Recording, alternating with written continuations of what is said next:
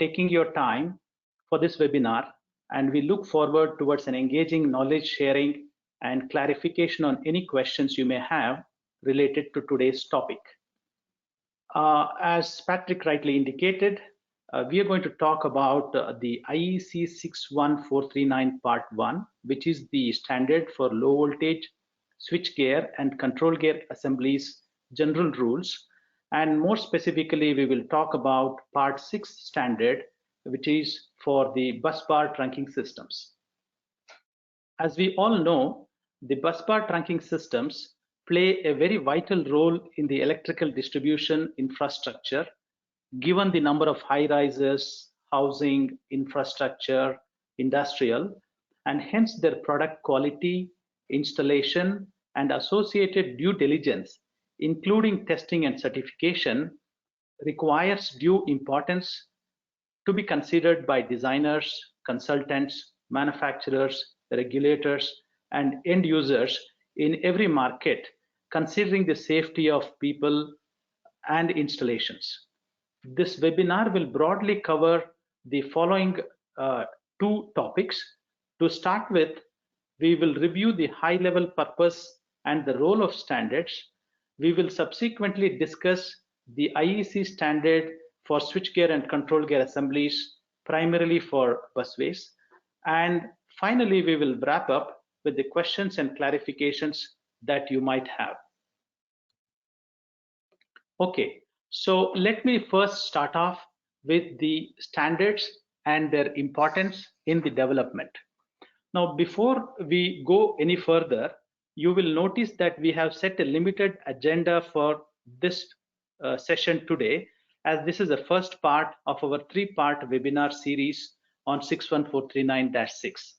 The other two parts in the webinar series are scheduled in the coming weeks, and we will focus more on testing and certification options, global market access, more specific details of tests like temperature, short circuit.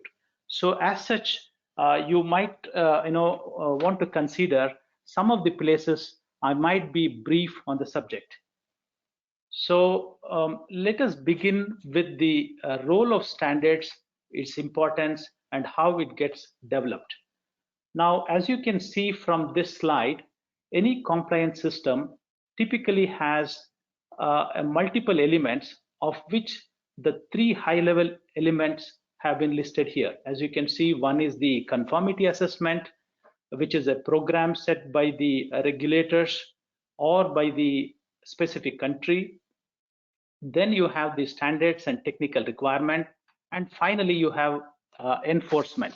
So as you can see from this slide, it's very clear that the standards and technical requirement form an important element in any compliance system. Now, having said that, what is a compliance system? So a compliance system is nothing but a method by which a region, for example, ASEAN or Europe or North America, or a specific country like Malaysia, Singapore, or Philippines, they determine how the products would be accepted for sale and use within its borders. More so with electrical products, because we have a risk, inherent risk in electrical products. One is a risk of fire, risk of shock, thermal risks, the various associated risks that could arrive because of these products. And now let's talk about the standards, because it is one of the critical part in a compliance system. So as you might be aware, there are very different types of standards available nationally and internationally. At a very broad level, we could classify them as system standards and product standards. Now again, under product standards, you could have product specific standards, or you could have generic standards. So in this webinar, we will primarily focus on product standards that are applicable for busways. Now, having told that, what is the definition of a standard? Now, a standard is a document. This is the definition from IEC. Is a document established by consensus. That's very important. Why do we spend so much time in talking about standards is because by the time the standard is published, there's a lot of people involved in ultimately arriving at the requirement, because once it gets published, then automatically people start referring to it. So as much care is taken during the development stage. So it is established by means of consensus and is approved by a recognized standards certifying organization, and that provides for a common and repetitive use, rules, guidelines, or characteristics, which is ultimately aimed for an optimum degree of order in a given context.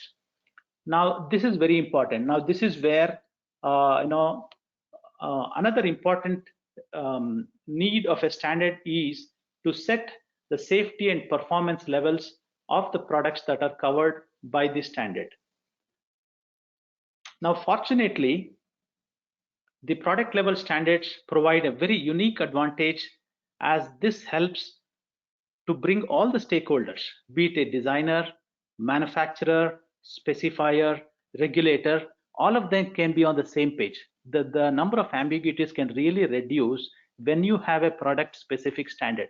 Imagine a situation that you did not had a standard for busways, then probably each designer will have their own way of describing safety.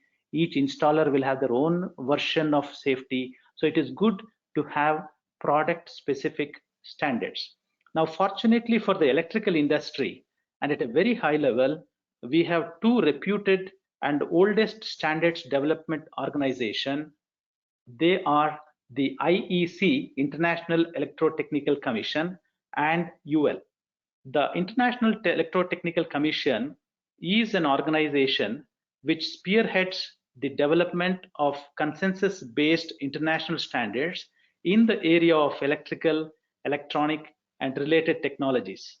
Similarly, Underwriters Laboratories, more than a century-old company, also develops standards that include safety standards for electrical and various other product categories to meet the North American market and aligns with the National Electrical Code requirement. Additionally, the UL standards are also trinational standards that mostly cover the requirements of USA, Canada, Mexico, Colombia. In addition to that, UL also actively participates in many of the IEC standards, including the 61439 series, and significantly contributes to the harmonization and adoption of these standards. Now, for the subject of this webinar, we will focus only on the IEC standards.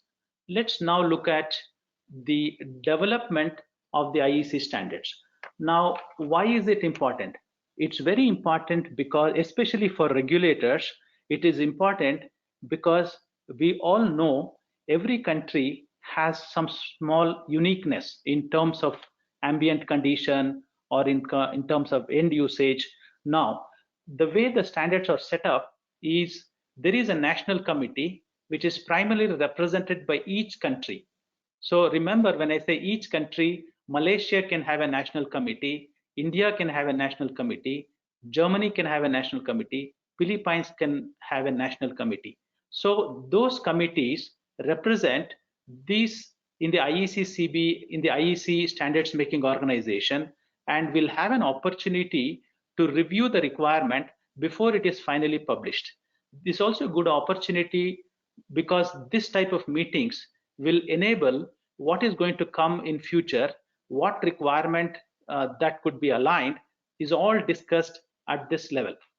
Now, having said that, the international product standards, essentially once these standards actually become an international IEC standard, you will find that they reflect the agreements on the technical description of the characteristics to be fulfilled by the product in question.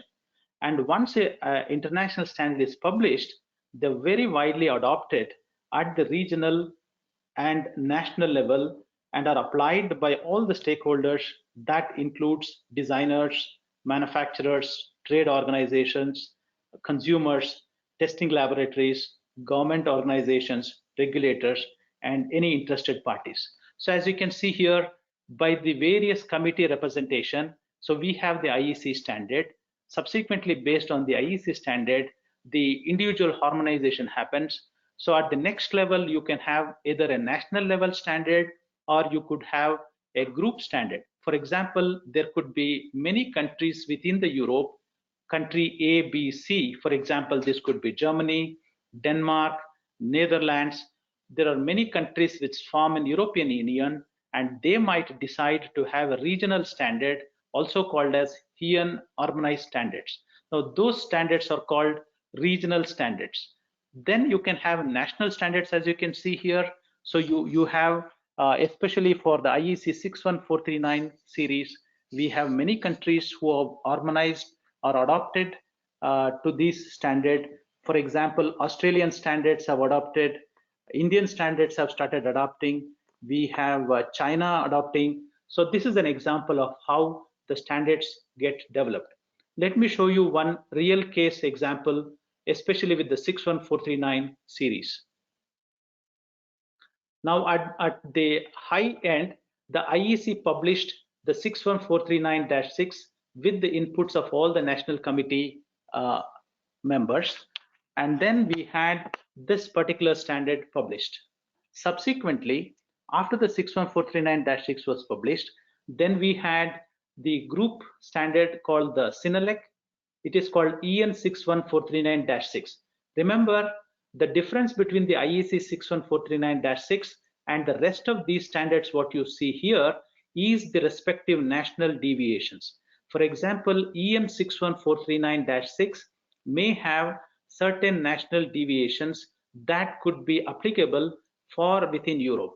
Similarly, the Australia and New Zealand have also harmonized their national standard with the 61439-6, but then it has come out with a separate naming convention. That is because there is probably a couple of national differences that are applicable primarily for Australia and New Zealand.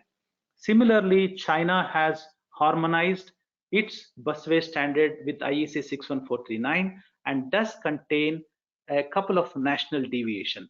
So the IEC 61439-6 is so much popular standard, more than 40 countries across the world have either adopted them or they would have used them as it is in order to specify the requirement for busways. Let's now look at what important standards plays in a compliance system. So I've already briefed you what a compliance system consists of. You saw that there were three elements. One was the compliance itself, then you had the standards and technical requirement, and finally you had the enforcement, which is coming from the regulators. Now let's look at how the standards are so important and why the necessary importance has to be paid by one and all to understand what the standard intends and what does it specify. To start with, an end user or a contractor or a large buyer or a building owner who wants the electrical products to be installed, let's take busways in this case, how does he refer or how is he made to use the standard? Now it all starts with the specifiers or the consultants or the regulators indicating or specifying these products must comply to an international standard or to a national standard. So in this case, the specifier or a consultant very clearly specifies the busways and the busway accessories like the bends, the plugging units, whatever, all the related accessories, they will mention in their specification that these products must be in compliance to a particular IEC standard. Now, how does it get specified? It could be specified in a sort of a specification, or it could be a part of an electrical code, which is very prevalent in Europe and North America.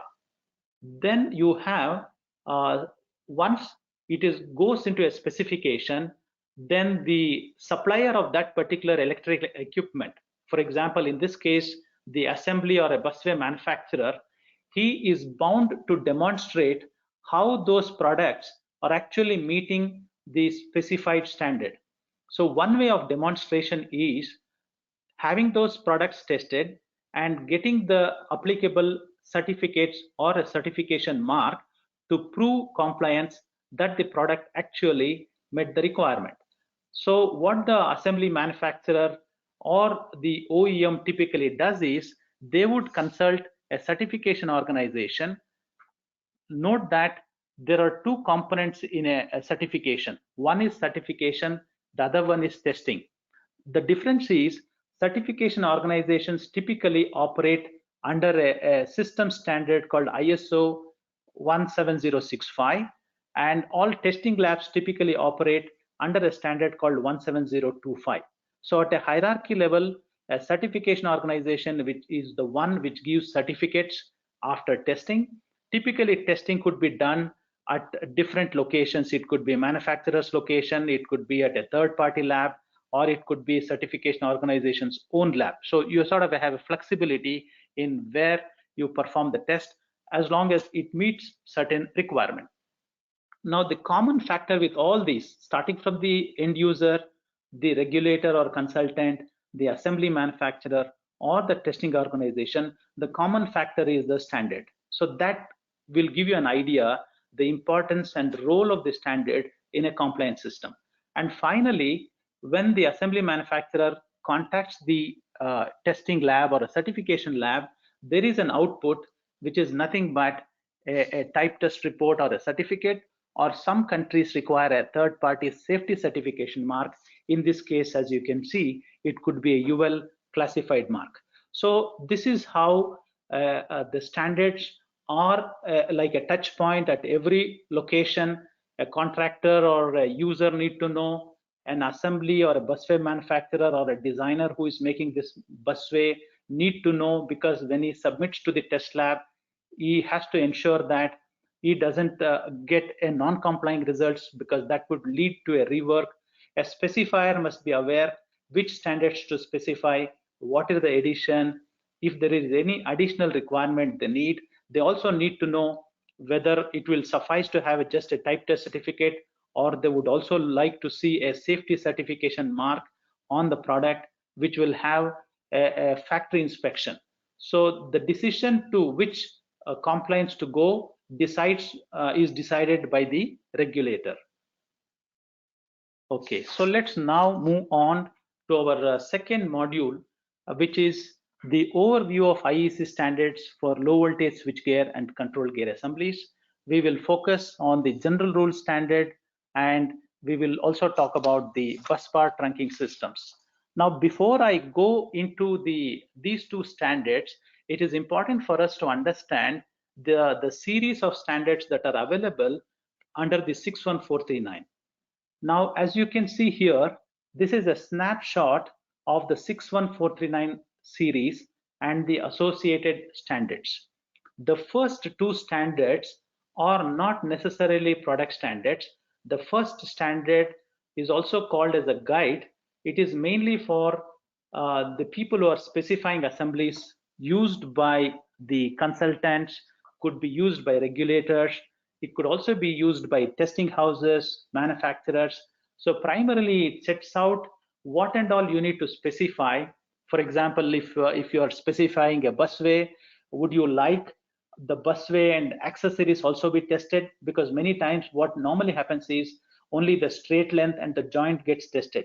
Unless you specify, I also need the elbows tested, I also need the flanges tested, more likely the testing may not happen on those. So the specifier, that is one example. Another example is the specifier might say, I want the busways to be tested at an ambient condition of 50 degrees. This is very common for the Middle East market, because the ambient condition in those regions is very high. So they use the standard. In addition to the normal condition of the standard, they would specify higher ambient suitability for those products. The second most important standard in this series is the 61439-1, which is essentially general rules. So you might be wondering, what is this general rules? Now, as you can see, the 6149 series consists for many different product categories. For example, for the panel boards, switch boards, MDBs, the part 2 is used. The title of the standard is Power Switchgear and Control Gear Assemblies, in short. And then you have the standard for distribution boards, which is more likely for a skilled people used in the buildings. Then you have standard for assemblies for construction sites, standard for assemblies for power distribution in public networks like the feeder pillars. Then you have the bus bar trunking systems. So you have the power factor correction banks. All these standards in one way or the other have some general requirement. When I say general requirement, it could be the rated voltage, it could be the rated current, it could be the frequency, it could be the impulse voltage, it could be the clearance and creepage values, it could be some of the construction similarities, because they're all electrical equipment, they're all assemblies of low voltage and switchgear and control gear components. What the IEC did was they have tried to group all the common requirement into one common standard called 61439-1. However, you need to note we can't certify a product to 61439-1 because it is not a product standard. So if you have a busway, then from this context, you will need two standards to be referred. One is 61439-6, that is the product standard, also called a specific part standard. And then you will also need general rule standard, because that is where all your general requirements are actually specified. So these couple of standards I showed you, all of them will refer, depending on the context, back to general rule standard. So that is just an example I wanted to share. Let's now move forward how to apply the standard. Now that we know for any product like a distribution boards or for a panel board or for a busway, you're essentially needed to refer to two standards, that is the part 1 and the specific part. We need to understand how they could be applied. Now, for each type of switchgear and control gear assemblies, there are two main standards that are necessary to order to apply all the requirement and to also ensure the corresponding methods of verification. So the start with, so we need the basic or the general rule standard, which I would call it as a part 1 standard. Then you need, in this case, if we talk about the bus trunking system, you need the specific assembly standard or the part 6. So you need both of them. Now in the next situation, once you know that you need both the standards, general rules, and the specific part standards, also very important is which edition you need to choose. Now this is a very important understanding needed, especially for regulators, consultants. Now the 61439-6 currently is in edition 1, published in 2012. Now this actually came into effect. Earlier, there was a standard called IEC 60439-2, and that has been superseded by the 61439-6 series. Similarly, for the general rule standard, you can see that there has been right now 3 editions. So the first edition of 61439 came in 2009. Subsequently, we had 2011, and then we now have an edition 3, 2020. Now, in the previous slide, I told you, you need to use the specific part standard, and also you need to use the 61439-1 standard. Now, the question then comes, which edition you need to use? So for 61439-6, edition 1, should you use edition 1 of part 1, or edition 2 of part 1, or edition 3 of part 1? So where do we get this answer? That's number 1. The second question is, when there are many standards that are used, when they are published, which one are you supposed to use? The ideal way is to use the most current version. In this case, the current version as of now is 2012 version for part 6, that is busways. Now let's understand which of the part 1 edition we need to use when it comes to 61439-6 application. Now it is very easy.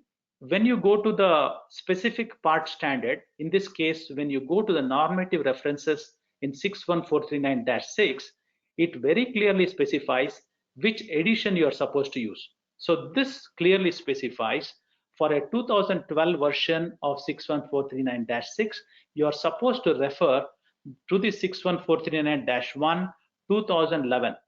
Even though there is an updated version, which is a 2020 version, you are not supposed to use that unless that gets reflected in your specific part standard. So in summary, the specific part 1 standard edition that has to be used is actually brought out in the specific part standard. So I hope you understood how to apply the specific edition and also how to refer to the specific part 1 edition as well.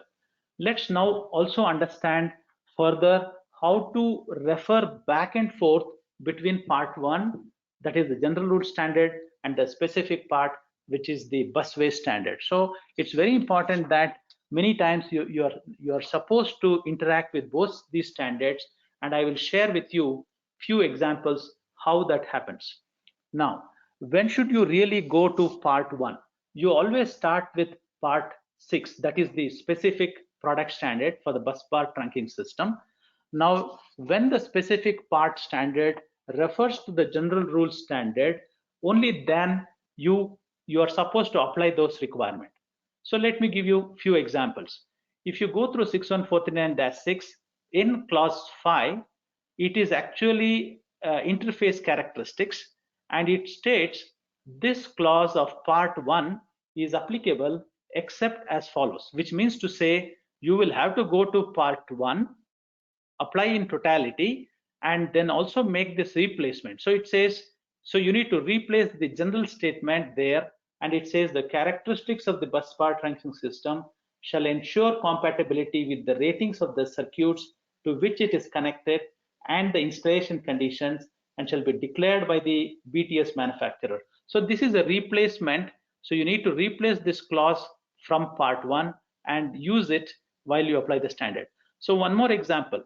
If you go to 61439-6, and if you go to a specific clause 10.10.2.3.2, the subject title is test conductors.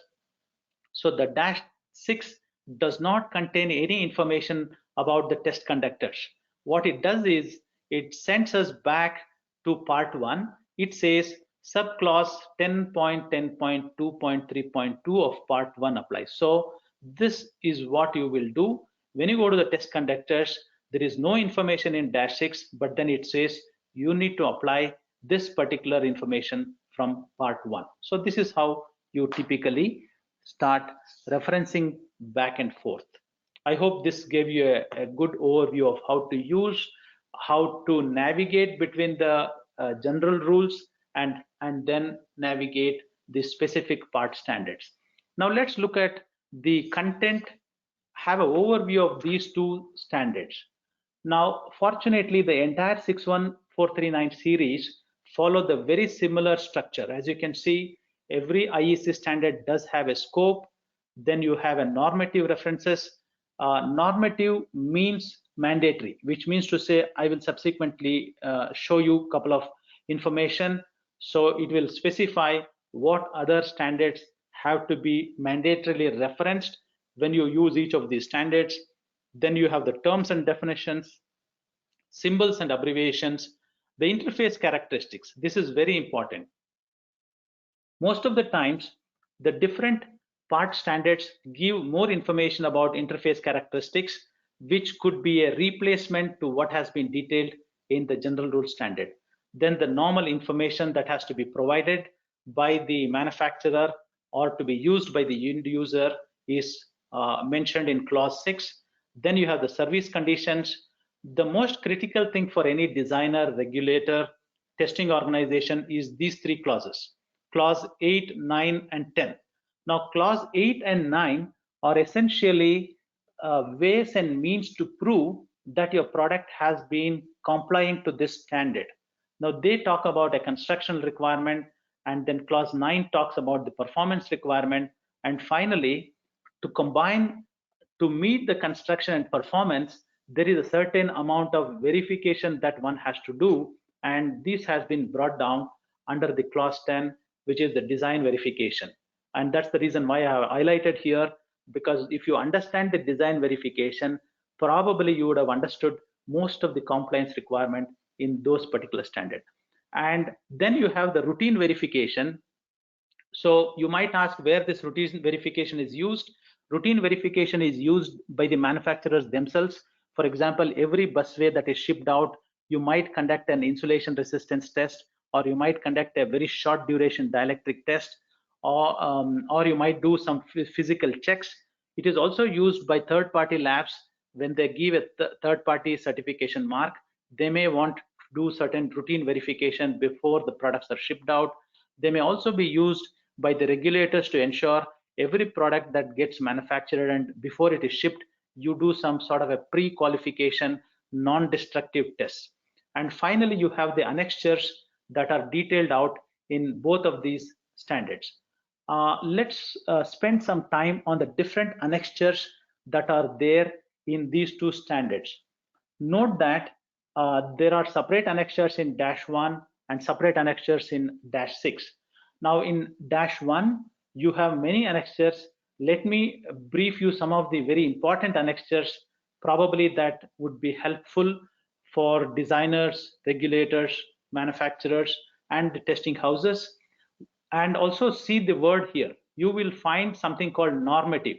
Normative means if I have to apply this standard, I need this mandatorily, I need to use this. If I have to do a testing, then quite naturally, I need to know what is the cross section of copper conductors that I have to select based on the rating of the busway the manufacturer has declared. So without this information, I would be unable to choose the right cross section for my testing purpose. So that is why this is mandatory, or I would say considered as normative. Then you have another normative section. There is a method for calculating the cross-sectional area of protective conductors. Now this is again mandatory in terms of constructional requirement. Then finally you have a couple of informative sections. Now the reason that this is being made informative is every user can actually have different way of defining things. For example, they may want a different short circuit level, they may want a different IP rating, they may want a different fire rating. So in that context, so you will notice that this has been made informative in this case. Similarly, you will also find informative for the design verification. This is a very valid point that people ask, why is this design verification made informative and not normative?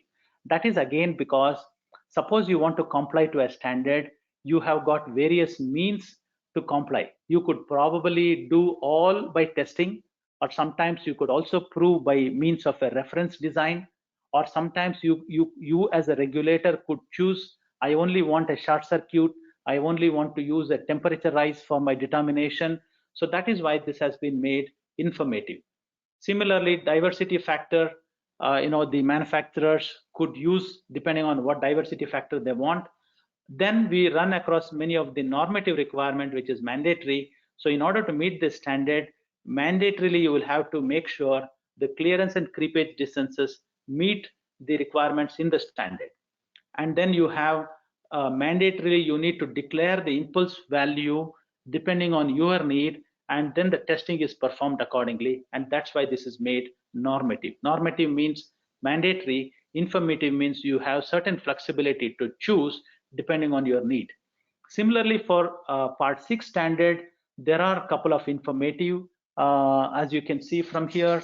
So the one is the informative in context of the specification. As you can see here, the specification schedule both looks very similar, except that this is more related to busways, whereas this is more of a general rule application for all the switchgear assemblies, switchgear and control gear assemblies.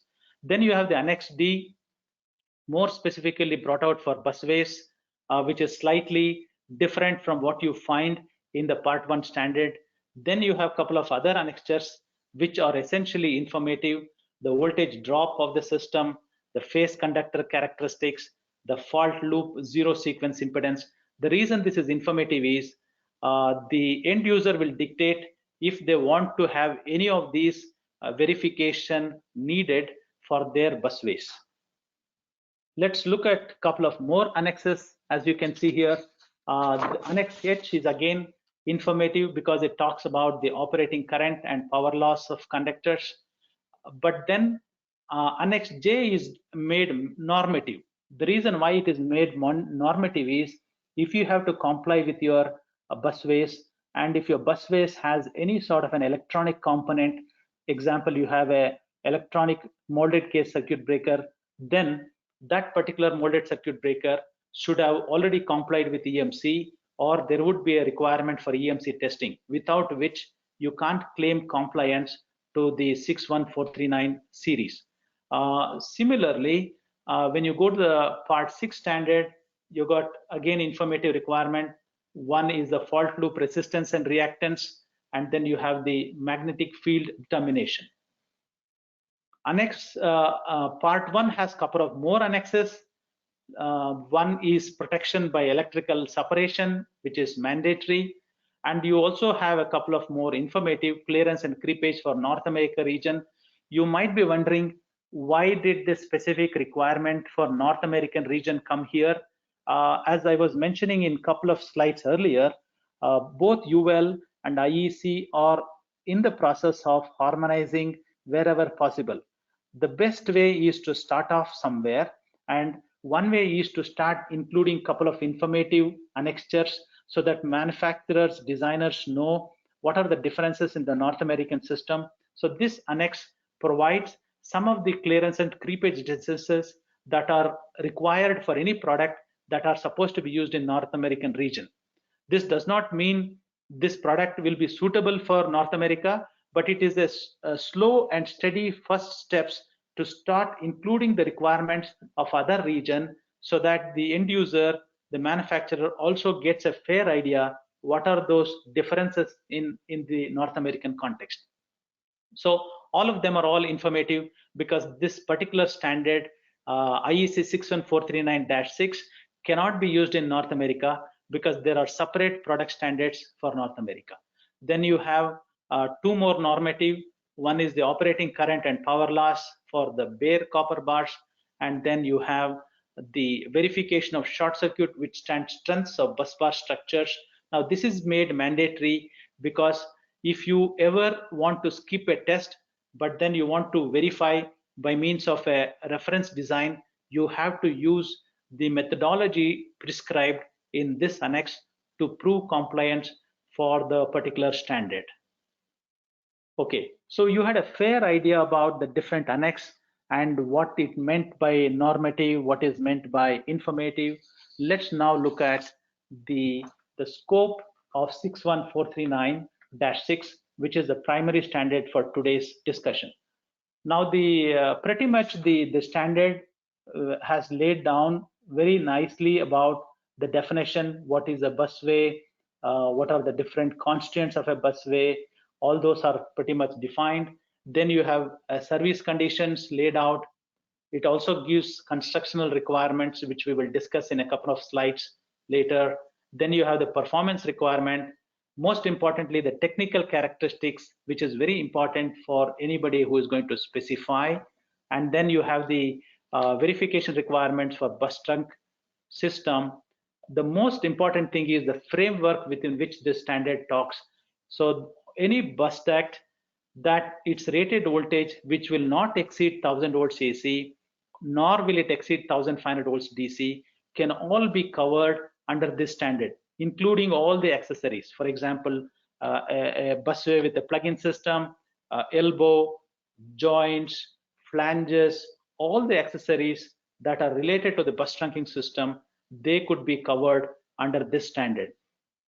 Note that there is no mention on current rating, which essentially means that you can actually design as much as possible depending on the need. We have seen busways as high as 6000 amperes, sometimes going up to 7000 amperes, and also very small ratings, maybe few hundred amperes. So there is no framework or a limitation on the current capacity as long as you're able to design the bus bars to this requirement.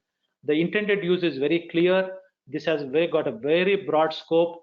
Any busways that are used in generation, transmission, distribution, conversion, or control of electric energy, all of those busways can ideally be covered under this Part 6 standard. Now let's look at some of the additional bus trunking system which are slightly different in the normal context. I would call them those that are used under special service conditions. For example, bus trunking systems used in ships, rail vehicles, or in some cases domestic applications, which are nothing but sometimes used by unskilled persons. In those cases, this standard would still apply, but then you need to remember this standard alone will not suffice. There is a need to apply supplementary requirement. For example, the supplementary requirements stated in 60092-302 should be additionally applied if these busways are supposed to be used in ships. Similarly, if the busways are designed for machinery applications, for example, there is a big machine and the busways are part of the machine, in such cases, then in addition to the 61439-6, the supplementary requirements of 60204 has to be applied to ensure compliance. The 61439-6 applies to all of the bus trunking systems which I told you in the previous slide, which are either designed or manufactured on a one-off basis or actually been fully standardized depending on the need basis. There are certain specific busway systems which are out of scope for this standard. For example, the supply track systems, the ones people use for lighting and such similar applications, they are not covered by this standard. You will have to apply 60570. Cable trunking and ducting systems. So in such cases, you need to have a 61084, and power track systems, we will need to apply 61534 series. So this is clearly out of scope for such type of construction. Now let's look at the design verification. We have gone through what is the overview. We have gone through what are the various requirements and annexes. Let's now quickly talk about what really is about the design verification and what are the key parameters that you need to keep in mind. Now, for a design verification, there are very broadly you can classify. One is the electrical system, which is the key. Like when I talk about electric system, you need to know what is the rated voltage under which this busways are going to be used. You need to know what is the rated current that this busways has to carry. You need to know the frequency, whether it is 50 hertz or 60 hertz. You need to know the earthing systems, whether it is a TN or a TT. Based on that, you will decide to give your earth bar accordingly. Then you need to also know what is the external conductor connection or so-called field conductor. Is going to be meant for bus bar, or it is also meant for bus bar and conductor, cables, or is it only for cables? So that has to be decided. And this is one of the key attribute, both for the specifier, also for the manufacturer, also for the test lab to determine the test lab. In addition to the electrical system, you also need something related to the environment under which the busways operate. Now you need to understand whether the busways are supposed to be used indoor or outdoor. Then you need to specify what is the IP rating that are required, what is the IK rating, then what is the ambient temperature requirement. Is whatever the standard says, is it enough, or you would like to have some special ambient conditions like 50 degree for Middle East. And most importantly, for the busways, the orientation also has to be specified, whether it is going to be used in a horizontal orientation, or it is also meant to be used in a vertical orientation.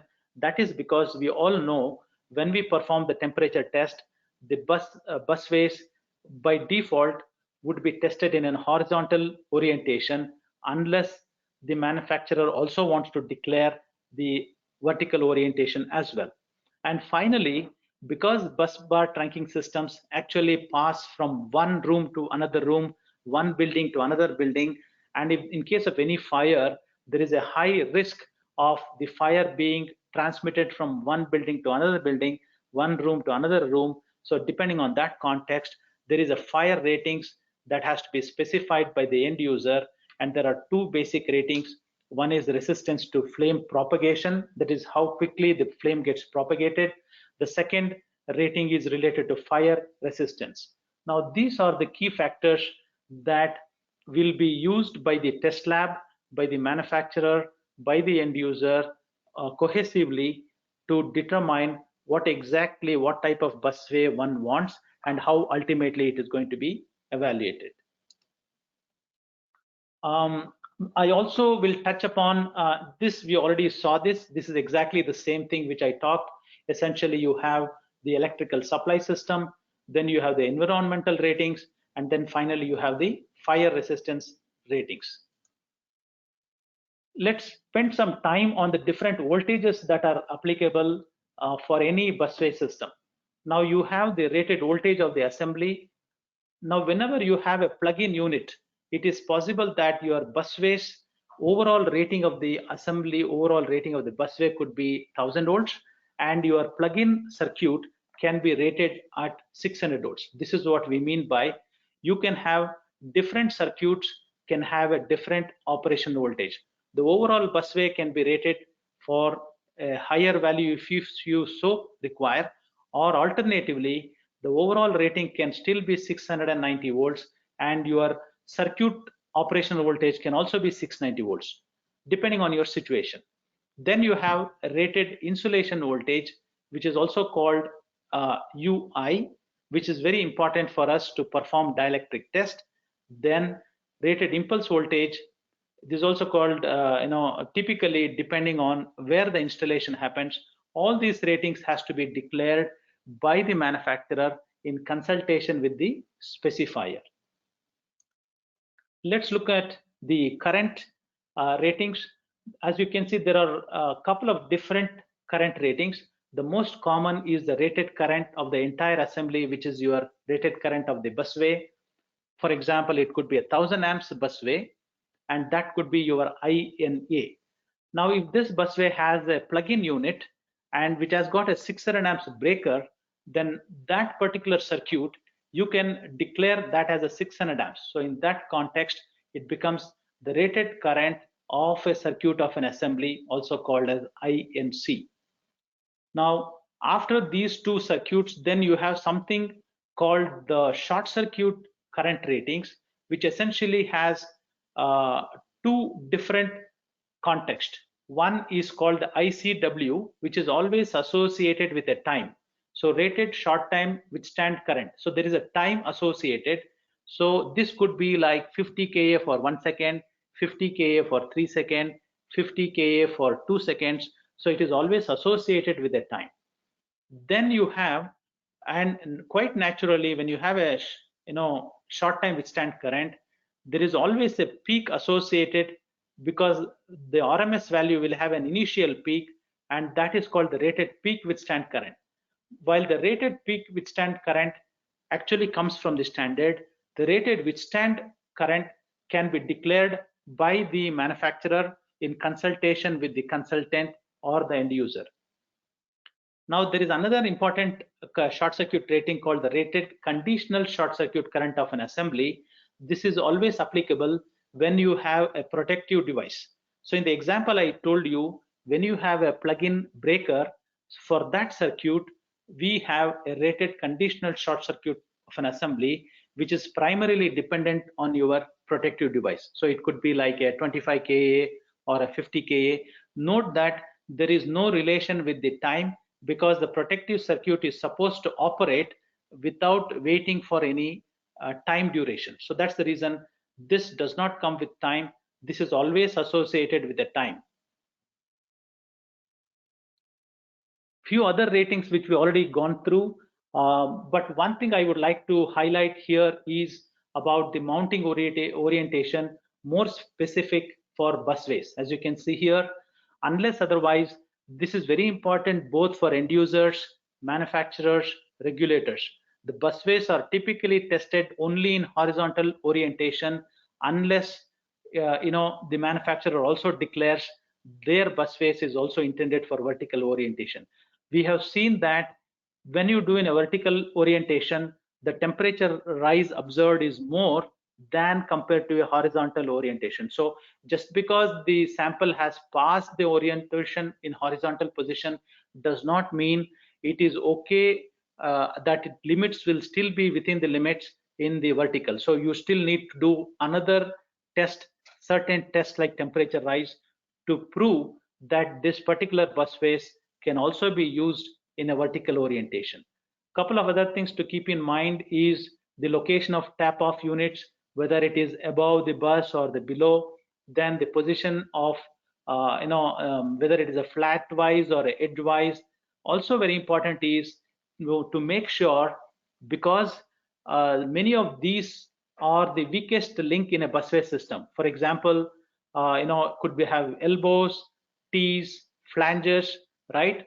So unless you have all of them tested, if you're using any of the untested elbows or T's, then it's quite possible that the whole product safety could get compromised. So that's something to bear in mind. About short circuit, I already discussed about this. Short time withstand always is associated with the time. Okay, let me quickly touch upon the design verification about the ambient conditions. So let me go through the couple of slides here. Okay, now I want to give you an overview now, having understood what are the different contexts that you need to look at. Now, if you look at this particular Annex D overview, this first part, strength of materials and parts, are essentially more related and are very generic to all type of busways. For example, resistance to corrosion. Now, if you really see the resistance to corrosion, you will find that these are primarily intended for all the ferrous metallic parts. So most of the busways will have a metallic enclosures. So then you need to make sure those ferrous metallic parts don't corrode over time, and that is why this test has been introduced. So it could be like, again, we have two classifications. One is an indoor use, the other one is outdoor. So if it is for an indoor application, we will perform a severity A test, and if it is for outdoor, we conduct severity B. Then for all of the insulating materials that are used in your busways, then we will have to perform a couple of tests. So what are those tests? So we have a thermal stability, then we have the resistance to abnormal heat and fire, then the UV test. So these three tests essentially are for all of the insulating material, depending on whether it is being used indoor or outdoor. Now the first one is thermal stability. If you have an enclosure, and then you will notice that the enclosure has a polymeric part, or a part of the enclosure is made up of polymeric material, then you will have to perform the thermal stability test. Then let's look at the abnormal heat and fire, also called as glow wire test. Now this test is typically performed at 960 degree or 850 or 650, depending on the specific use of the polymer material in the present application, in the context of the usage. The UV test is typically done for enclosures which are intended for outdoor use if it is made up of polymeric material, or if it is coated with any of the polymeric material. Lifting would be applicable if there are any lifting means. Mechanical impact would be applied when an IK rating is declared. Marking test would be applied depending on what type of marking mechanism the manufacturer has used. Then there is a test called ability to withstand mechanical loads, which is done for a straight length and on joint. The thermal cycling test is applicable only when you have a busway with a plug-in unit. Otherwise, this may not be applicable. Then we will have a quick overview of the other test. Then you have the degree of protection of enclosures. This is a very important subject. The reason being, the IP is determining your ability to use and also the ability to provide protection against ingress of dust or water. So that is determined based on what manufacturer declares. Then we have the clearance and creepage distances. This is basically again determined based on the insulation voltage the manufacturer declares, the impulse voltage the manufacturer declares, the material group of the insulating material that's been used, and by default the pollution degree is taken as 3 for this determination. Then you have the test for electric shock and integrity of protective circuits. We basically have two tests. One is to find out the effective continuity. There the resistance shall not exceed 0.1 ohms. Then we also have another test wherein we need to do a short circuit withstand test or withstand strength test of the protective circuit, depending on what the manufacturer declares for. These three highlighted ones, they are not test, but they're essentially construction and factory oriented verification, where you are supposed to ensure you're using the certified component, you're making sure that the electrical circuits or connections are designed properly, you have the conduct terminals properly designed to ensure that there is no problem associated during the field situation. So I will now go to the final slide, which provides you the overview. Here we talk about the dielectric properties. We will talk more about all these tests in our subsequent two-part series, but I just want to give you some highlight on how this actually maps it out in terms of the characteristics that are to be verified. So with this, probably because of the constraint in the time, I would now go to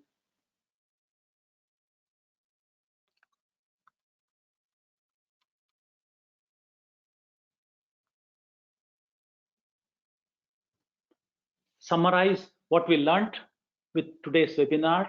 So you basically had a good understanding of the importance and the development of standards and its relation to the compliance system. Then we also provide you an overview of IEC 61439-1 and part 6. So I would now hand over to Patrick for questions. Over to Patrick. Thank you, CK. Okay. Thank you, CK. Thank you, CK, for the wealth of knowledge that you shared with the attendees. At this time, we'll answer the questions that we received from the attendees. One question we received from the attendee: what are selection criteria for glow wire tests, and is there any sequence required for conducting the type test? CK? Thank you, Patrick, and thank you for the participants asking this question. So glow wire, there's a very important question, because glow wire is one such test. That's something we could always do it upfront. Now the criteria of selecting for glow wire, number one, for any insulating material that is a part of the busways, or any insulating material that is part of an enclosure, they're all supposed to undergo the glow wire test. Now this it might help for you to understand the context of this test, because the insulating materials are bound to catch fire when they are in close proximity to electrical parts. So that is why this test was introduced, and as the name itself suggests, it is a test to abnormal heat and fire. We're going to verify in case of an abnormal heat whether it is going to contribute to any fire. Now what are those relation to which we select? The test is made either on parts of the assembly. For example, if there's a busway, we could take a part directly and subject it, but because most of the times the busways are typically large in nature, and because of the glow wire setup is a bit small, the standard also permits that these tests could be conducted on parts taken from this assembly, which means to say I could choose a specific insulating material cut from the original product and then be subjected. So this is what most of the times we perform, and we basically have three temperatures. One is 960 degrees. This is for all insulating materials which are actually retaining current carrying parts. Then 850 degrees centigrade glow wire temperature for components or enclosures intended for mounting in halo walls, and for all other parts we have to do it at 650 degrees centigrade. So I hope I answered the question. Over to Patrick. Thank you, CK. Thank you for clarifying on the criteria for glow wire testing. We have another question from one attendee. Mentioned that in the slides you mentioned that some annex are informative while some are normative. They would like to know what's the difference. CK, please. Thanks. Thank you, Patrick, and thank you for the participant for bringing up this question. Remember, in the couple of slides I showed, there were many annexes which were normative, and then there were some annexes which are informative. Couple of examples could be like the informative. Let me give an example, like the user information was indicated as informative. What this means is informative is something that is basically determined between the user and the specifier. So they can always choose what to specify, what to include, what to exclude. So that sort of a empowerment is made by the standard to the user of the standard. Now, when it comes to normative, normative means mandatory requirement. So if the moment the particular section is made mandatory, there is no way to sort of leave those requirements. Couple of normative requirements would be the value of clearance and creepage. So that is a normative. So you can't have a different value less than what has been stated in the standard. So that's a normative annex. A couple of other informative was your phase conductor characteristics for busways. That is again optional. If some end users want, they may want to have it tested. If somebody doesn't want, they need not test them. So I hope that sort of clarifies the question. Over to Patrick. Thank you, CK. Thank you for covering the annex requirements. We have some more time. There's one more questions from the floor. Are there any critical component requirements like circuit breakers when used in busway? CK? Thank you, Patrick, and thank you for the participant for this question. We really discussed when we looked at the standard at a very high level. We had a couple of requirements. One was the construction, one was the performance.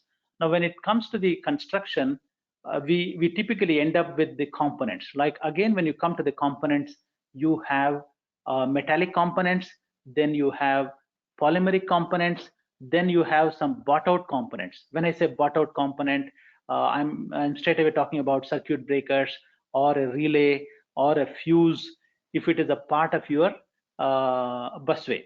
Even though most of the components could be bought out, but what I'm telling is critical component, critical bought out component like circuit breakers, they have to be certified to the corresponding IEC standard. If you're using any such switching devices, the part 1, that is IEC 61439, is also talking about this switching components when used in an assembly should be certified to the respective IEC component standards. Couple of IEC component standards are 60947-2 for molded case circuit breakers, 60947-3 for switches and switch disconnectors, 60947-4-1, that's for the contactors and motor starters. All of these critical components, the manufacturer should have some evidence to show that the components have been in compliance to the component standards. Over to Patrick. Thank you, CK. Thank you for addressing the critical requirements for circuit breakers. This is the last question we have time for. We have some more questions from the participants, but I think we're running out of time. So for all those participants who have sent the questions over, we will address to you via email personally, individually, so that we make sure that all the questions are being answered. And once again, thank you, CK, for the informative presentation, and thank you for taking time to participate in today's webinar. As we close this program, I would like to highlight to you that a link to the recorded webinar will be sent via email to all those who registered to attend. At the same time, that there is a short survey for you participants to fill up so that we can serve you all better and seek improvement for our future webinars. We hope you enjoy our webinar. And we'd like to inform that the second webinar for IEC 61439-1 and -6 will be held on 13th of August at the same time from 2 p.m. to 3:15 p.m. GMT plus 8 hours time zone next Thursday. Hope you enjoy the webinar and find it insightful. Stay healthy and stay safe. Thank you, everyone. Thank you, ladies and gentlemen. Thank you for your patient hearing.